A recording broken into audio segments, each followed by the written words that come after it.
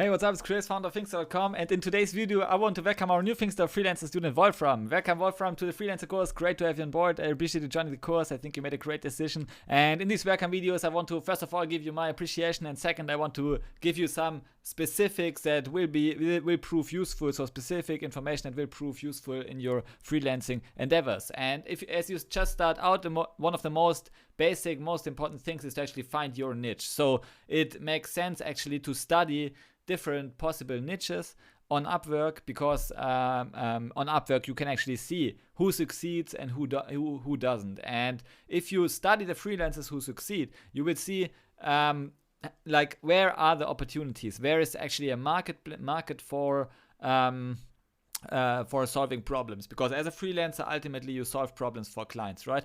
And two things you should look at is definitely like the total earnings of a freelancer, job success, and so this is one thing for me, like the stats. Check out job success score, the total earnings of the freelancer, and the hourly rate. And if all three things seem reasonably good to you, then you can actually learn from this freelancer. Then you should read and study his profile or her profile and actually take the best things from them in order to learn. Yeah. So, and one of the most important initial niches many freelancers, at least in the Finxter course, strive for is web scraping. So we have, and why is that web scraping? First of all, we have a nice course from Wolfram, one of our great Finxter creators. We have a course on the Finxter Computer Science Academy, which is free for you. All courses on the Finxter Computer Science Academy are free, and we have one nice course about beautiful soup, which gives you like the full picture into web scraping, so that you you will be able to actually finish your first web scraping project just by completing the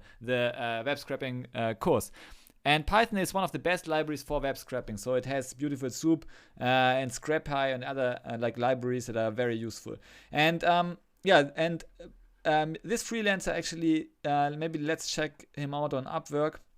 This freelancer is very successful, Dave M. You can see him in if you just like search for web scraping and scroll down, and you can see he has earned more than 100K on Upwork, working like 1,200 hours, which is like a third of, say, the average worker working in a given year in the US. And if you look at his profile, you see why he makes such premium rates of $135 per hour. He of course, I mean, he has experience, but this is not why clients book you. Clients book you because you solve their problems, and this is exactly what, you solve their pain points. And if they pay you $135 per hour, you should better solve a pain point for them. So the harder it is for you, the more money you will earn, because the more value you create for the world, right, for the clients. And this freelancer here explicitly tells the clients in the second paragraph, my expertise lies in automated web scraping of extremely hard to get data. Websites with little or no structure and difficult to parse, large-scale websites using obfuscated protocols and authentication, including those using scraping protection services such as Glassdoor, Distill, Captcha, and sites that, simply put, no one else can scrape.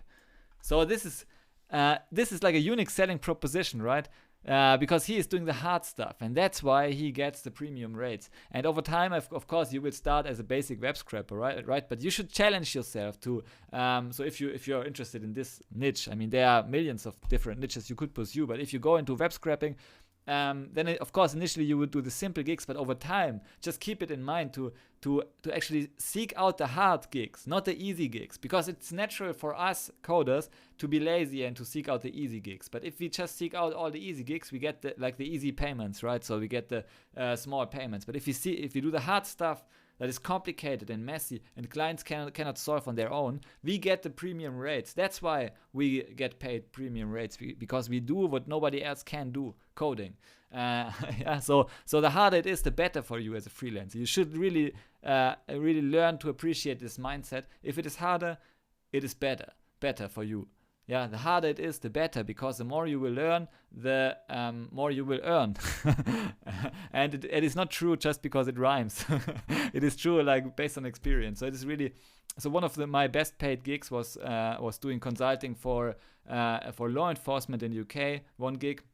He paid me like $1,000 for a day's work, and I like it was like less than a couple of hours. And what he wanted is to just read the paper, understand the paper, and give him a blueprint to it was about hacking cars by just doing the replay attack. So because cars, you can open cars